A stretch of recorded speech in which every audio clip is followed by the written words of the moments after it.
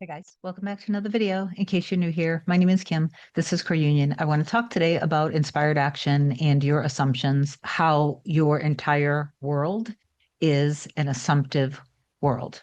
Neville Goddard talked about this in The Power of Awareness, and I'm going to read a little bit out of that. And this applies to you with your specific person, the life that you want to live, the money that you make, the health that you have and that they have, the dynamic between the two of you, how people treat you in other areas of your life, in all areas of your life. Your reality is your consciousness. And what you stay dominantly aware of will always be proven to you. Your assumptions determine not only what you see, but also what you do.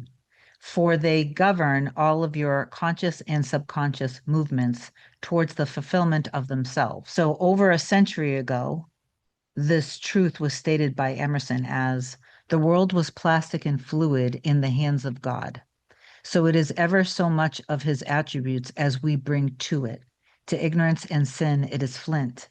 They adapt themselves to it as they may, but in proportion as a man has anything in him divine, the firmament flows before him and takes his signet and form. So if you have a story about them being insecure, about them being angry, impatient, and avoidant, whatever the story is, that's not seeing the highest and best in them, and that's not choosing them. You want to find balance. You don't want to do all of your inner work only about recreating how you see whatever your image is about your person. You need to do a lot of the inner work on yourself, but at the same token, you're recognizing that you and your person essentially share the same consciousness, but you're in two different bodies. So then when you do think about your person, you want to think of them in the new way of thinking about them. So if your thoughts and your imagination continue to stay aware of your old story, then what would your reality have to show you?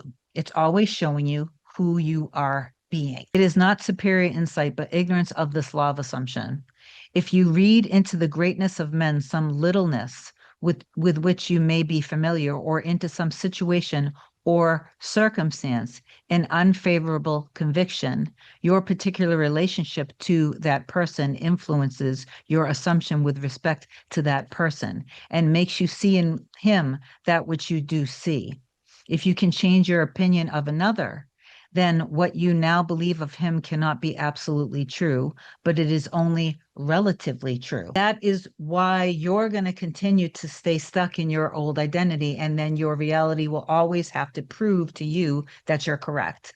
And if you really make this as simple as possible and stop overdoing techniques, stop thinking that the more I do, the more this will work, because that's you oftentimes working against yourself because you're actually not realizing and trusting in what all of this actually means and who you are in your reality and who your divine messengers are already. When we desire something, your desire and what it is that you truly deeply want already existed. So you already went through this entire process. So before you even met your person, whether it was physical or not, when you desired, you like, oh, I love them, I want to be with them, I don't even understand, I can't quite put my finger on it, why I feel this so deeply inside of me. That wouldn't even be able to be in your consciousness, in your system. The desire couldn't even exist within you unless that already existed.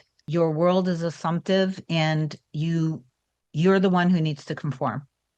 When you conform to your wish fulfilled internally, your reality, even if it seems delayed, your reality and everything that needs to happen in it is all moving and changing instantly the moment that you're shifting and changing. Don't have to take action, but you can take action.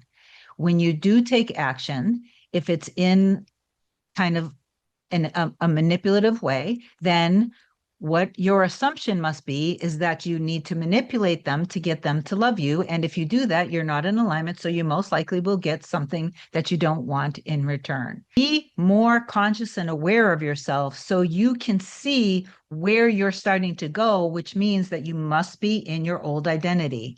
And then switch and do whatever you need to do. Obviously, I can help you if you want me to help you. Reach out, email kim@coreunion.com with your old story, and we'll get you into my schedule. But you can also do it yourself.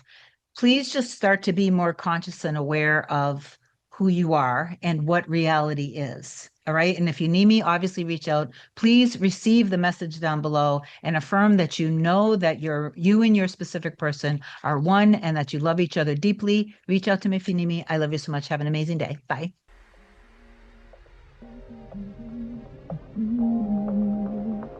Nothing can come, nothing can come, nothing can come between us.